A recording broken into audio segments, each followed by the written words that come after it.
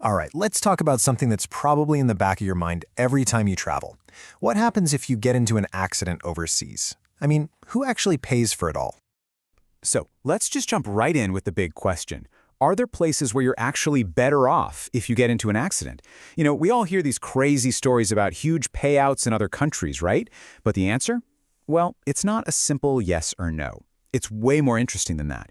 It actually shows us this massive difference in how countries think about what's fair. To really get it, you've got to understand that we're talking about two totally different ways of looking at the world. This isn't just about boring legal codes. It's about a core belief. What's the whole point of compensation in the first place? So, on one side, you've got the approach you see in Japan. The whole idea here is just to make things right again. To cover your actual costs, your medical bills, the money you lost from not working. Simple. But then you look at places like the US, and it's a completely different ballgame. They do all that, sure, but then they add this whole other layer, punishment. It's not enough to fix the problem, they want to punish the person who caused it. And that brings us to this really powerful idea called punitive damages. Now get this. This money has nothing to do with your hospital bills. This is extra money piled on top with one single purpose: to send a message. It's designed to punish someone's terrible behavior so badly that they and anyone else watching will never, ever dream of doing it again. So just how loud can that message be? Well, check this out.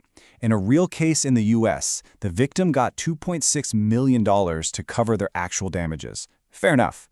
But then, the jury added another $145 million on top, purely as punishment.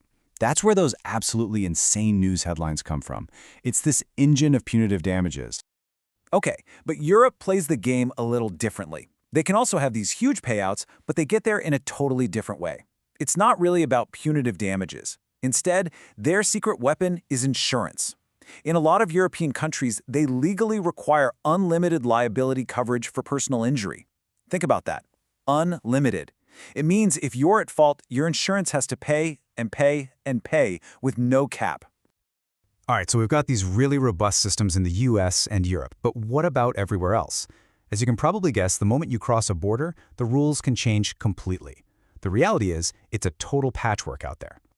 And one of the biggest factors, maybe the biggest, is super simple. Does the other person even have insurance? And the difference around the world is just staggering. I mean, look at Europe. Pretty much everyone's covered. But in other parts of the world, that uninsured slice of the pie gets huge. And let's be real, if the person who hits you doesn't have insurance, it doesn't matter what the law says. You're probably not getting a dime.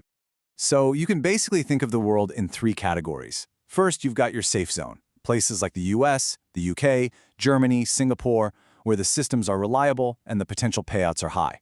Then there's the unstable zone. Think parts of Southeast Asia. Here, a payout might be possible, but it's often low, and actually getting the money is a total crapshoot.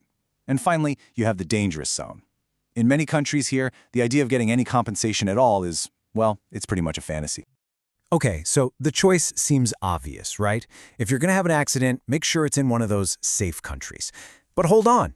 This is where we hit the most important part of this whole discussion, because there's a huge difference between what's possible on paper and what's actually possible for you, a tourist just passing through. So let's just put it out there. You're on a 2-week vacation. You get into a serious accident. You don't speak the language, you don't know the system, and your flight home is next Tuesday. Do you really think you're going to be able to stick around and fight a legal battle for millions of dollars? I mean, really? First off, let's talk about time, because this isn't some TV drama where it's all wrapped up in an hour. In the US or Europe, you're easily looking at a year or two, maybe more. In other parts of the world, it could be 5 years. Who's going to put their life on hold for that long in another country? It's not going to happen. And it just gets worse. The legal fees alone would be insane. Then there's the language barrier. You might even need a local residency or a tax number just to get in the courthouse door. And here's the kicker. You could go through all that trouble just to find out the person who hit you is broke and has no insurance. It's a complete dead end. So look, let's just be real about this. For a regular tourist on a short trip, the idea of successfully suing someone in another country, it's basically a myth. The system just isn't designed for you, period. So if the local courts are lost cause, what are you supposed to do? Are you just out of luck? No. There is a real answer. There's one thing that actually protects you, And the best part is, it works no matter where on the planet you are. And here's what you do. Forget about finding a local lawyer. Your entire game plan is 3 simple steps. 1. Get the official police and medical reports. 2. Call your insurance company, the one from back home. And 3. Let them handle everything. Seriously, they have the lawyers, they speak the languages, they know the system. They fight the battle for you while you're back home, safe and sound. And what is this magic insurance I'm talking about? Well, here's the best part. You might already have it and not even know it. I'm talking about the travel insurance that's often attached to your credit card. That stuff can be incredibly powerful. That, or a dedicated travel policy you buy for a specific trip. These are your real protectors. This is your financial shield. And that really brings us to the number one thing you need to remember from all of this. When you're a traveler, the most important law isn't the law of the country you're visiting. The most important law is the one written in your own insurance policy. That's the document that matters. That's your personal rule book. So, I'll just leave you with this one question.